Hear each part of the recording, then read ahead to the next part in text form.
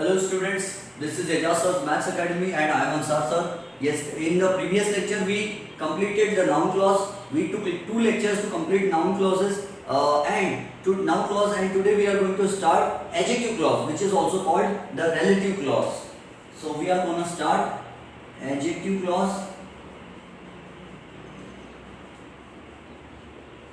Adjective clause, or it is also called as the relative clause. Relative clause because it shows the relation. Adjective clause, and remember in the word adjective D is silent. D is silent. There is a rule. Whenever A, D, J is followed by a vowel sound, whenever A, D, J is followed by a vowel sound, D becomes silent. A, D, J, U, S, T is not adjust, it is adjust. Okay, adjacent is not correct, it's adjacent. Okay, the court is adjourned. A, D, J followed by a vowel sound, D becomes silent. So I'll zoom the screen and we will see. Shall I revise noun clauses for you? Noun clause, in noun clauses, what happens? Now in noun clause, if the subordinator, if any verb comes before the subordinator, then this is noun clause and this is main clause. Type 1. Type 2. If before the subordinator, if we have 2 plus V1, the infinitive, then this is main clause and this is subordinate noun clause. Number 3. If before the subordinator, if we find any preposition, then this will be main clause. And you know preposition in, on, at, for, from, by, and so on. Is or am or are, appear or seem or become, then subordinator.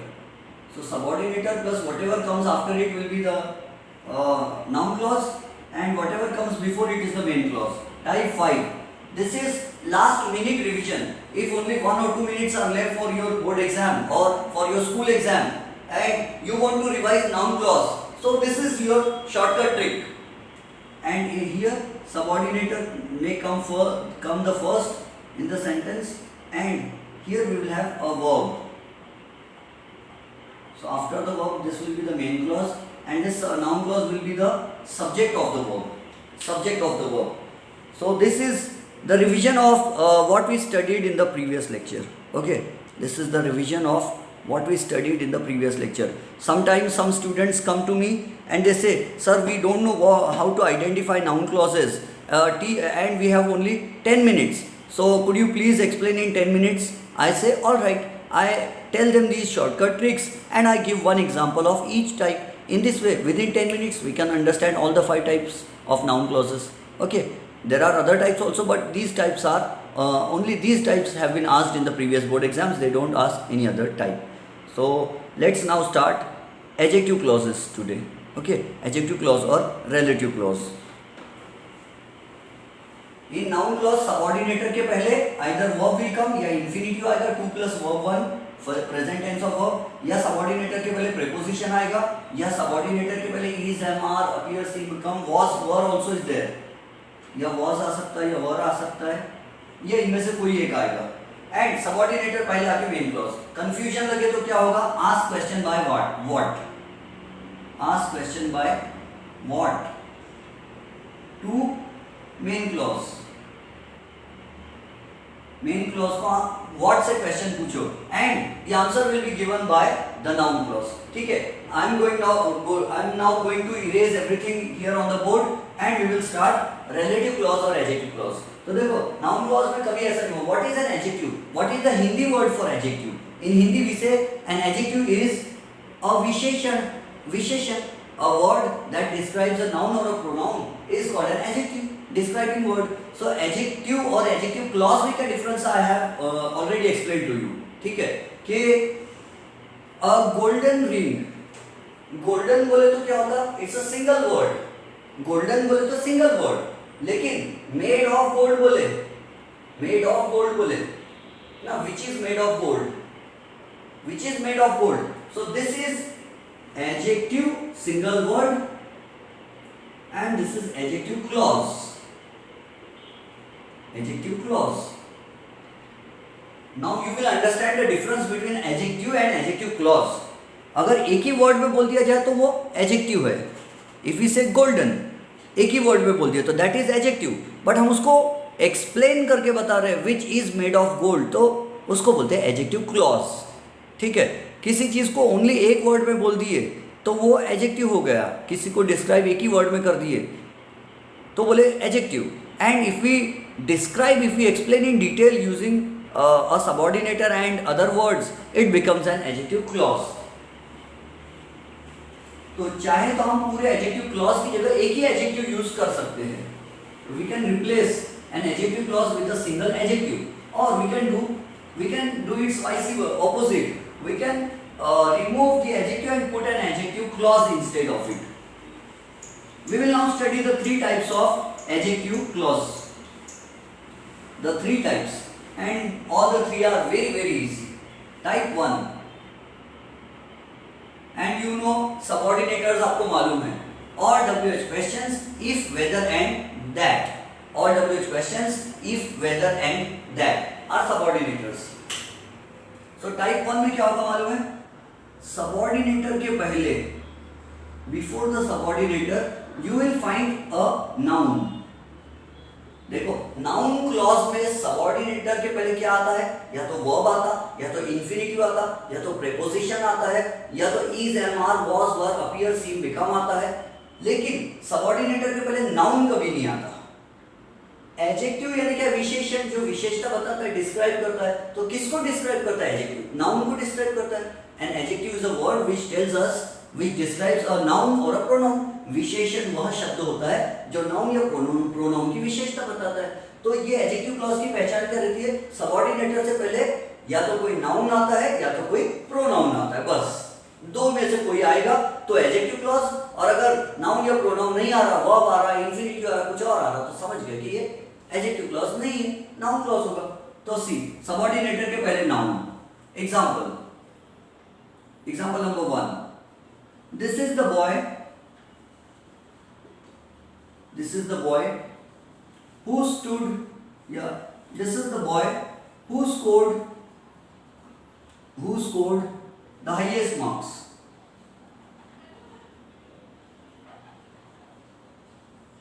This is the boy who scored the highest marks. This is our example. This is the boy who scored the highest marks. Is it visible to you?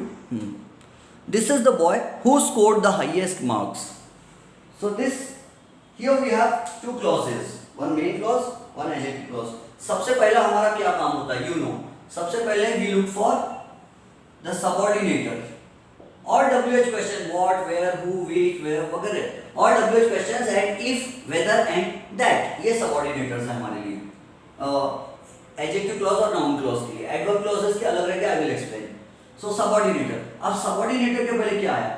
यानी पूरा topic अगर clauses समझना है तो उसमें सबसे पहला काम रहता है सबऑर्डिनेटर ढूंढना, और दूसरा काम होता है कि what has, which particular part of speech has come before the सबऑर्डिनेटर.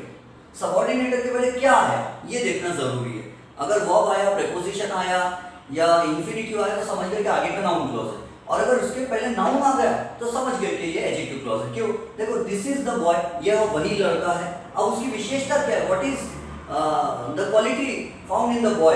तो who scored the highest marks? लड़के की विशेषता क्या? लड़के में कौन सा एडजेक्टिव है, कौन सी क्वालिटी है कि उसने हाईएस्ट मार्क्स लिए, तो ये उसकी क्वालिटी बता रहा है. तो ये एडजेक्टिव क्लॉज हो गया.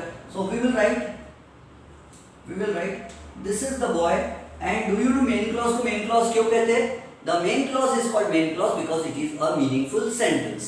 मेन क्लॉज को मेन क्लॉज इसलिए बोलते हैं क्योंकि वो मीनिंगफुल सेंटेंस रहता है. सबऑर्डिनेट क्लॉज का मीनिंग कंप्लीट नहीं होता. So this is the boy, ये main clause है. This is the main clause. Exam में you will not just make boxes. आप यहाँ लिखोगे MAIN main clause dot dot. This is the boy. या उल्टा लिखना, this is the boy dash main clause. ऐसा लिखना. So main clause. And subordinate clause कौन सा होगा फिर? तो ये है subordinate clause. Who scored the highest marks? ये क्या है? Subordinate adjective clause. अब noun clause मत लिखना, नहीं तो बोले सर हमको आदत पड़ गई. Don't say sir this is noun clause, ये सबऑर्डिनेट एडजेक्टिव क्लॉज है। क्यों एडजेक्टिव क्लॉज है? क्योंकि नाउन की विशेषता बता रहा है। और बॉय नाउन है, Raju, Raju, George proper noun है, बॉय कॉमन नाउन है, Rani proper noun, girl, girl common noun, ठीक है, river common noun, Ganga Godavari proper noun. So this is the boy who scored the highest marks. I hope आप ये समझ गए। इसका एडजेक्टिव क्लॉज की जगह we can say relative clause also, relative clause, relation, ये लड़के में क्या रिलेशन बता रहा है, ठीक है। This is the boy who scored the highest marks, boy का ये इसको रिलेट करता है एक्चुअली। सब ये जो है हु जो है ये बॉय के लिए आया है, तो बॉय का रिलेशन और हु से बताया जा रहा है, इसलिए रिलेटिव क्लॉज बोलते हैं। नहीं भी समझा तो जाने दो, don't worry about it. See number 2, another example. अब नाउन का और एक एग्जांपल, अब कौन सा लिखो? Meet Mister Khanna, meet Mister Khanna who is a doctor. Meet Mister Khanna who is a doctor, मिलिए मिस्टर खन्ना से जो एक डॉक्टर है। अब इसमें सबसे पहले सबऑर्डिनेटर कहाँ है? हु इज द सबऑर्डिनेटर, और ज्यादातर इसमें हु सबऑर्डिनेटर आता है, हु या विच, सो ये सबऑर्डिनेटर हो गया। और उसके पहले क्या आया? तो मिस्टर खन्ना आया। मिस्टर खन्ना क्या नाउन है, नेम प्लेस थिंग एनिमल है ना। बॉय क्या था? नाउन। सो सबऑर्डिनेटर से पहले नाउन आ गया, मतलब क्या होगा? सबऑर्डिनेटर प्लस उसके आगे जो कुछ भी, that is subordinate adjective clause, adjective clause, adjective clause. और उसके पहले जो आया है that is main clause. Meet Mister Khanna is the main clause. I hope आपको समझ गया है ना। मैं तो मेरे स्टूडेंट्स को दो एग्जांपल्स में फिनिश कर देता हूँ। एग्जाम के पहले आते sir tomorrow is our exam, sir कल एग्जाम है, क्लॉजेस समझा दीजिए। 10 मिनट्स में उनको समझा देता हूँ मैं फटाक से नाउन क्लॉजेस, 5 मिनट में एडजेक्टिव क्लॉजेस समझा देता हूँ। इट्स वेरी वेरी ईजी, ठीक है। अब इसका थर्ड एग्जाम्पल, इससे थर्ड एग्जाम्पल पढ़ाने से पहले I will tell you something about nouns. Noun कैसे पहचानते हैं या नाउन कैसे बनाते हैं, ठीक है। प्रेफिक्स या सफिक्स जोड़ के नाउन कैसे बनाते हैं, या दूसरा ऐसा बोल सकते हैं हम कि नाउन कैसे पहचानते हैं। तो देखो, कोई भी वर्ड नाउन होगा तो उसके आखिर में या तो शिप लगा हो सकता है, जैसे फ्रेंडशिप, रिलेशनशिप, कंपेनियनशिप, क्या दिख रहा है? Yes, ship, friendship, can you hear properly? Friendship, relationship, companionship, ship लग गया, ठीक है। या तो फिर हुड लगेगा, boyhood, childhood, girlhood, manhood, womanhood, okay. You can say Robin Hood also, hood. उसके बाद dom, kingdom, wisdom, freedom, DOM लगने से भी नाउन बन जाता है, ठीक है। उसके बाद ION लगने से भी नाउन बन जाता है, ION लगने से भी नाउन बन जाता है, TION लगने से भी नाउन बन जाता है। TION question, operation, examination, institution वगैरह वगैरह। फिर उसके बाद नेस लगने से भी नाउन बन जाता है, cleanliness, fitness, goodness, neatness, cleanliness, okay, इससे भी नाउन बन जाता है। इज्म लगने से भी नाउन बन जाता है, नाजिज्म, फैसिज्म, मटीरियलिज्म, ऑर्गेनिज्म वगैरह। और क्या लगा सकते हैं, मुझे सोचने दो। मेंट, मेंट लगने से भी नाउन बन जाता है। Development, the word development is a noun, development word क्या है? नाउन है। मैनेजमेंट क्या है? नाउन है। एंगेजमेंट क्या है? नाउन है, ठीक है। और कौन सा मेंट हो सकता है? जो भी मेंट होता होगा, और कौन सा मेंट वाला वर्ड बना सकते हैं हम, जो भी अभी मेरे ध्यान में नहीं आ रहा है। सो मेंट वाले बहुत सारे वर्ड्स इंग्लिश में है। किसी भी वर्ड के आखिर में मेंट दिख रहा तो समझ जाना वो नाउन है, इज्म दिख रहा तो समझ जाना वो नाउन है, नेस दिख रहा तो समझ जाना वो नाउन है। किसी भी वर्ड के आखिर में इनमें से कोई भी सफिक्स अगर दिख जाए, सफिक्स यानी जो वर्ड के आखिर में लगाते हैं, है ना, तो ये सफिक्स किसी भी इनमें से कोई भी एक सफिक्स किसी वर्ड के बाद में लगा हुआ दिख रहा है तो समझ जाना वो नाउन है। या किसी वर्ड को नाउन बनाना है तो इनमें से जो सूट होता होगा वो उसमें लगा दो। अब चलो देखते हैं इसका एग्जांपल, या ये वाले वर्ड यूज करते हैं क्या? नहीं, अब इसको रहने दो। एग्जांपल नंबर 3 देख लेते हैं अपन। लेट अस सी एग्जांपल नंबर 3। तो कैन यू सी, दिख रहा है ना आपको बराबर? Very good.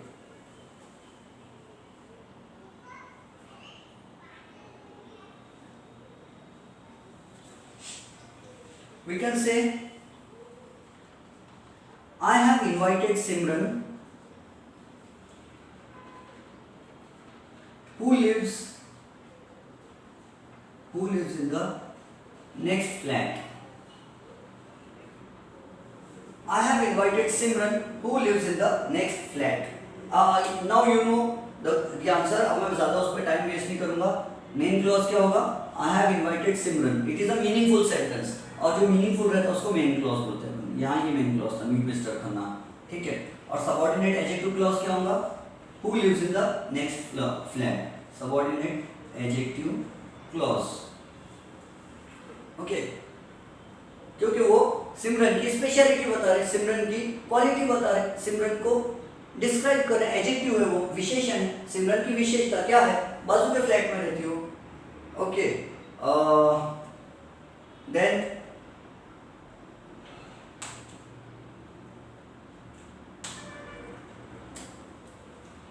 Fourth,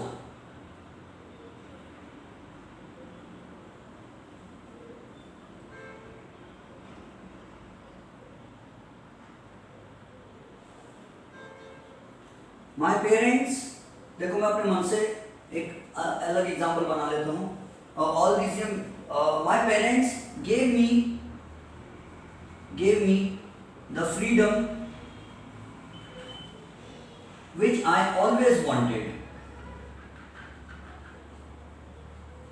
Which I always wanted. My parents gave me the freedom which I always wanted.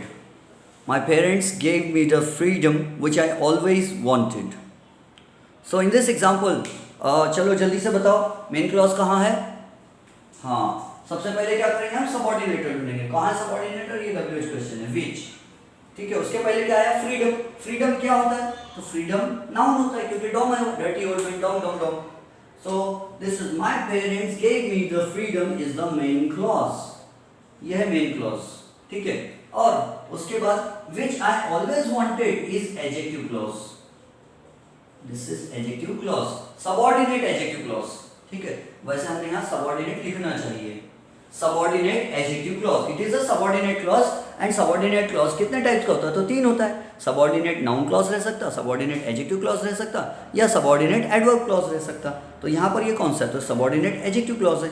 क्यों? क्योंकि ये विशेषता बता रहा कौन सा फ्रीडम चाहिए था मुझे, कौन सा फ्रीडम मेरे पेरेंट्स ने दिया मुझे. So my parents gave me the freedom which I always wanted. मुझे वो फ्रीडम दिए मेरे पेरेंट्स ने जो मुझे हमेशा चाहिए था, वही वाला फ्रीडम दिया. तो फ्रीडम की विशेषता क्या है? कि मुझे जो हमेशा वाला चाहिए था वही मिला फ्रीडम.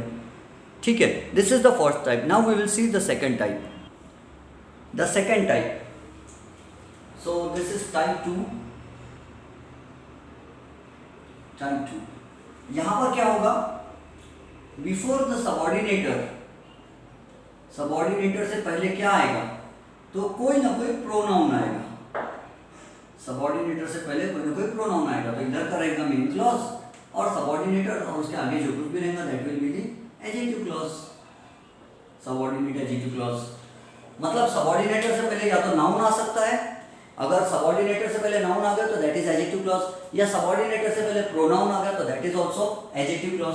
सी एग्जांपल नंबर 1. प्रोनाउन लिखना है हमको. अब आपको प्रोनाउंस मालूम होना चाहिए इंग्लिश में कौन कौन से हैं. सी,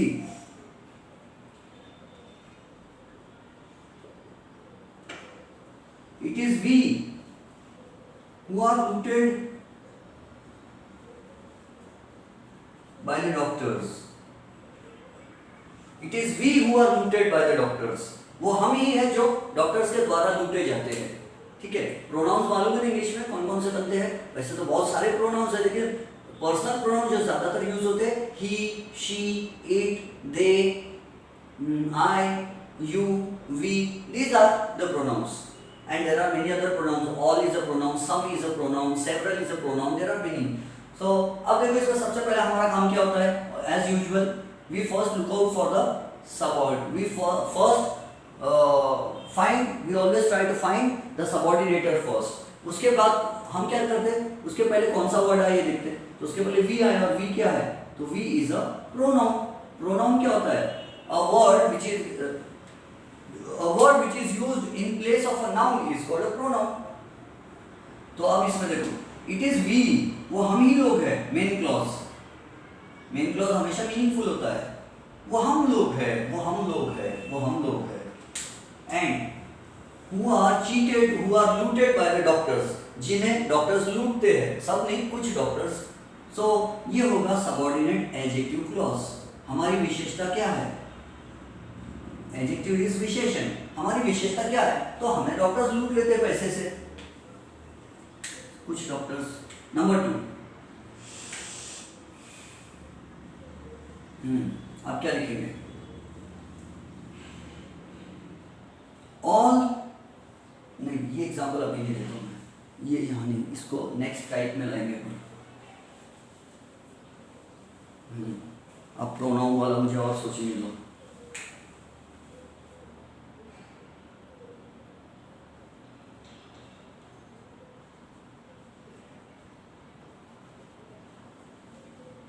It was she who had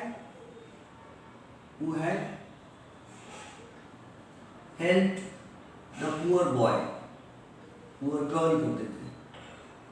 It was she who had helped the poor girl. It was she who had helped the poor girl. I will not give any examples to you of this type because you already know it's very easy, very simple. So यहाँ पर क्या हो जाएगा? Who is the subordinator? And उसके पहले क्या आया? She आया। She क्या है? तो प्रोनाउन है, सबको मालूम है, बच्चा बच्चा जानता है कि प्रोनाउन और मम्मी भी यही मानती है। So क्या हो जाएगा? It will be called. So dangerous thing हो गई। Wait, पेन का कैप निकाला तो पूरा खुल गया pen.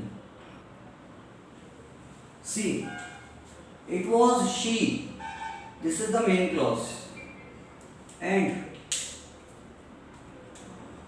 who had helped the poor girl is subordinate adjective clause. What was the speciality of that? She. उसकी she की क्वालिटी क्या थी? उसने गरीब लड़की की मदद करी थी।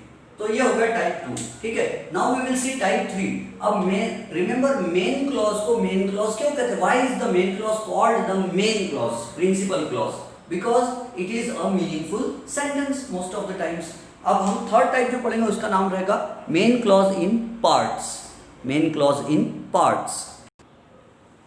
एडजेक्टिव क्लॉज कैसे पहचानते हैं अपन?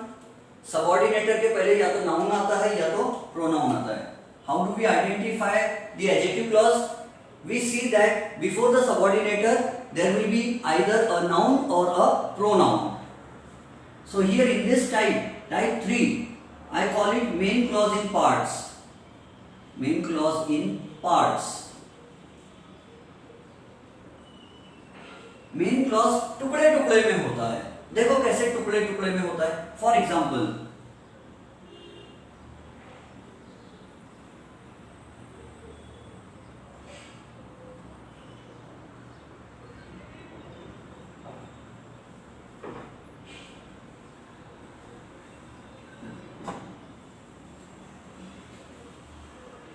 the woman, or I will write Mr. Sharma who lived in Nagpur has died today. Mr. Sharma who lived in Nagpur has died today. What is our question? Mr. Sharma who lived in Nagpur has died today. What will be the question? In brackets they will say identify and name the clauses. Identify and name the clauses. पहचानो और clauses के नाम बताओ कि main clause कहाँ है, adjective clause कहाँ है। तो सबसे पहली बात देखो, why do we call main clause as the main clause? Main clause को main clause क्यों बोलते हैं? क्योंकि वो parts में होता है। और remember noun clause parts में नहीं आता, adverb clause parts में नहीं आता, सिर्फ adjective clause टुकड़े टुकड़े में main clause आता है। जैसे कि अगर ये adjective clause है, इसका सबूत क्या है? तो subordinator क्या है? Who है subordinator? उसके पहले क्या है? Mr. Sharma। तो Mr. Sharma क्या है? Mr. Sharma is noun, name, place, thing, animal। Mr. Sharma noun है, ठीक है। अब main clause हमको ढूंढना है तो देखो कैसे लिखेंगे हम। और यार इसका ये फोटो तो पूरा कैप के साथ बाहर निकल जा रहा है।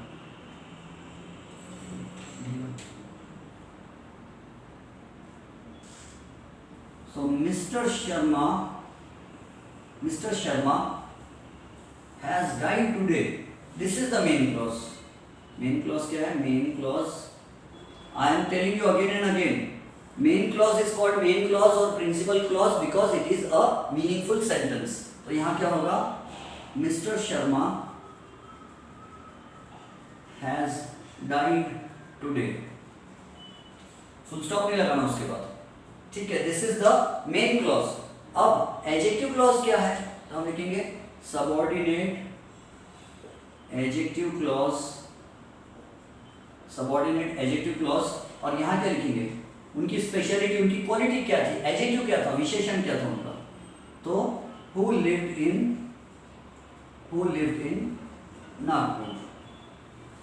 Main clause mister Sharma has died, adjective clause क्या है, who lived in Nagpur. Understood. इसमें एक थर्ड लाइन होती है, मैं पहले लिखा था when I started initially, when I used to teach at that time, then मतलब when I used to teach a long time ago, at that time I used to tell the students to write the third line also, qualifies the noun Mr. Sharma। qualifies the noun का मतलब या qualifies the pronoun का मतलब है कि ये सबऑर्डिनेटर के पहले कोई नाउन या प्रोनाउन आया। qualifies the noun is equal to Mr. Sharma, qualifies the pronoun is equal to she, qualifies the pronoun is equal to we, qualifies the noun is equal to freedom, ऐसा लिखाते थे। But third line पे marks नहीं होते, marks are given only on this two. Example number 2, see,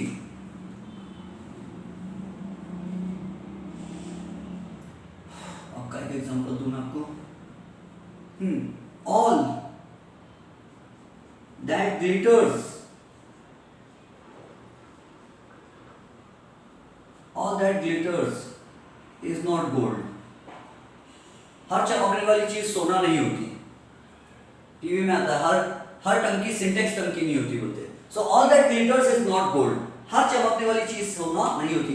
all क्या है, pronoun है। अब इसके दो टुकड़े करके देखो, सबऑर्डिनेटर कहाँ है, that is the subordinator, that subordinator, उसके पहले all आया, all क्या है, प्रोनाउन है। अब टुकड़े टुकड़े में देखो, ये टुकड़े में दिया है, तो हम क्या बोलेंगे, all is not gold, हर चीज सोना नहीं होती। तो यहाँ मेन क्लॉज क्या होगा, main clause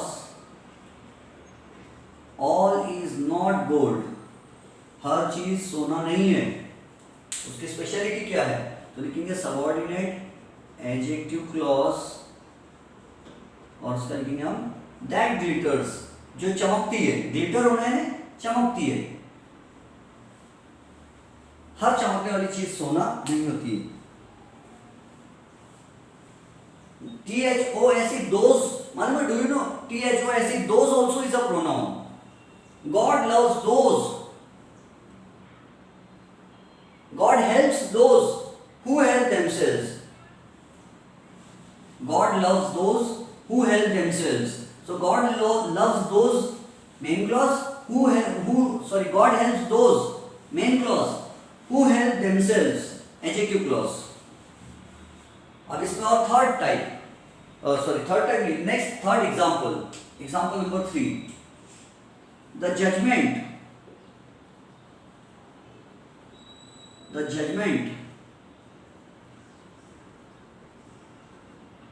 that Ansar sir is not a good teacher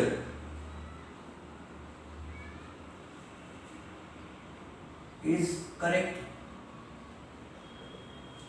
The judgment that Ansar sir is not a good teacher is correct। Main clause क्या होगा, so the main clause will be, सबसे पहले हम क्या देखेंगे, ये नाउन क्लॉज तो नहीं है, तो हम देखेंगे सबसे पहले सबऑर्डिनेटर, दैट इज द सबऑर्डिनेटर। दैट क्या है, सबऑर्डिनेटर है। दैट के पहले क्या आया, जजमेंट, और जजमेंट क्या है, जजमेंट कौन सा पार्ट ऑफ स्पीच है, इट इज द नाउन। कैसे पहचाना हमने, मेंट लगा इसमें, जिसमें मेंट लगा है, डॉम लगा है, शन लगा है, नेस लगा है, शिप लगा है, हम समझ जाते हैं, हुड लगा है, तो वो नाउन होता है। तो द जजमेंट, सबऑर्डिनेटर के पहले नाउन है, मतलब ये एडजेक्टिव क्लॉज तो पक्का है, और कुछ तो है ही नहीं है। तो द जजमेंट, अब इसका कंप्लीट मेन क्लॉज लिखना तो कैसे लिखेंगे, the judgement is correct. Main clause को मेन क्लॉज क्यों बोलते हैं, क्योंकि वो मीनिंगफुल होना चाहिए, और ये देखो मीनिंगफुल है, the judgement is correct, full stop लगाते नहीं, फुल स्टॉप, मीनिंग बता रहा हूं, द जजमेंट इज करेक्ट।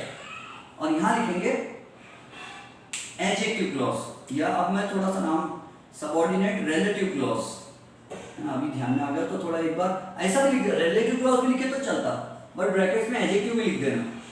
हो सकता कोई टीचर बोलेंगे ये क्या है, रिलेटिव किसके रिश्तेदार है, सो रिलेटिव क्लॉज और एडजेक्टिव क्लॉज, ये क्या रहेगा? दैट, जजमेंट की स्पेशलिटी क्या है, कौन सी बात का जजमेंट चल रहा है? That Ansar sir is not a good cheater. That Ansar sir is not a good cheater. Teacher. दिख रहा है आपको? Yes, very good, very good. 3 examples हो गए। आई होप कि आपको कहानी समझ में आ गई होंगी, है ना, टुकड़े टुकड़े में। आप चाहे तो मैं आपको 50-100 एग्जाम्पल्स ऐसे बना के दे सकता हूँ, ये क्या घर की खेती है, कितने भी बना सकते हैं, बट टाइम भी तो इम्पोर्टेंट होता है ना। So now I will give you a few examples for your practice. You will solve them. Submit करना है तो करना, नहीं करे तो और भी अच्छी बात। बस देखो, मैं आपको examples लिखकर बोर्ड पर दे देता हूँ और उसका फिर हम वीडियो देख लेना, ठीक है। Pause the video and note down these examples. These examples are given to you as homework. Okay, I am giving a few more examples. Pause the video, note down these examples in your grammar notebook, and I am going to erase these examples and I will add some more. These are 5 more examples. I hope I have taught something of adjective clause to you. ठीक है, अब मुझे लगता है कि मैंने आपको थोड़ा शायद एडजेक्टिव क्लॉज आज समझा दिया और आपको शायद सब कुछ समझ में आ गया होगा, ठीक है। यही होता है एडजेक्टिव क्लॉज। एंड रिमेंबर, जिस भी सेंटेंस में नाउन क्लॉज का एग्जांपल होता है main clause plus noun clause, और जिसमें एडजेक्टिव क्लॉज का एग्जांपल होता है मेन क्लॉज पर प्लस एडजेक्टिव क्लॉज, इन सब सेंटेंसेस को कॉम्प्लेक्स सेंटेंसेस कहते हैं। Any sentence which has the subordinator in it, है ना, main clause plus subordinate clause join कर लिया जाए, अगर मेन क्लॉज और सबऑर्डिनेट क्लॉज एक दूसरे से जुड़े हुए हैं तो ऐसे सेंटेंस को कॉम्प्लेक्स सेंटेंस कहते हैं। हिंदी मीडियम में और मराठी मीडियम में ऐसे सेंटेंस को मिश्र वाक्य बोलते हैं। मिश्र, मैं लिख के दिखाता हूँ, सी, मिश्र।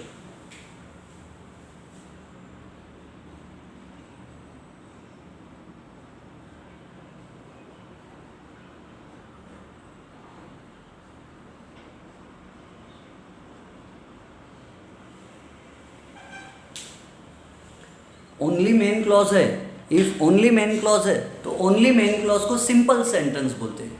Only main clause is called a simple sentence. अगर ऐसा आ जाए ही हैज़ आइज, सिर्फ इतना आ जाए तो सिंपल सेंटेंस है। लेकिन अगर ऐसा आ जाए he has eyes that are usually warm, तो ये पूरा मिला के कॉम्प्लेक्स सेंटेंस हो गया, ठीक है। यानी मेन क्लॉज और सबऑर्डिनेट क्लॉज मिला के पूरा जो लंबा सेंटेंस बनता है उसको हमेशा कॉम्प्लेक्स सेंटेंस बोलते हैं। What is a complex sentence? A sentence which is made up of main clause and subordinate clause together is called a complex sentence. Understood? अगर सिर्फ हम इतना बोलेंगे enough has been said about this warrior, सिर्फ इतना बोलेंगे तो main clause हो गया, और मेन क्लॉज को सिंपल सेंटेंस भी बोला जा सकता है। और अगर पूरा मिला के बोलेंगे enough has been said about this warrior who conquered the world, तो पूरा मिला के कॉम्प्लेक्स सेंटेंस हो गया। वैसे नाउन क्लॉज में भी, एडजेक्टिव क्लॉज में नहीं, किसी भी क्लॉज में, चाहे नाउन क्लॉज वाला एग्जांपल हो, एडजेक्टिव वाला हो या एडवर्ब वाला हो, जिस भी सेंटेंस में सबऑर्डिनेट क्लॉज और उसके आगे या उसके पीछे मेन क्लॉज और सबऑर्डिनेट क्लॉज दोनों जोड़ के जो लंबा सेंटेंस बनता है वो लंबे सेंटेंस को कॉम्प्लेक्स सेंटेंस बोलते हैं। Main clause plus subordinate clause पूरा लंबा जो सेंटेंस बन जाता है that is always a complex sentence. और अगर ओनली मेन क्लॉज दिया है, उसके आगे कुछ भी नहीं है, उसके पीछे कुछ भी नहीं है, तो उसको सिंपल सेंटेंस कहते हैं। We stop here. I hope आपको समझ गया होगा। This is Ejaz sir's maths academy and I am Ansar sir. अगर आपको कहीं कोई डिफिकल्टी लगती है, डाउट लगता है, do contact me, I will help you, ठीक है। Bye bye, have a nice day, अल्लाह हाफिज़, शब्बा खैर, गुड बाय।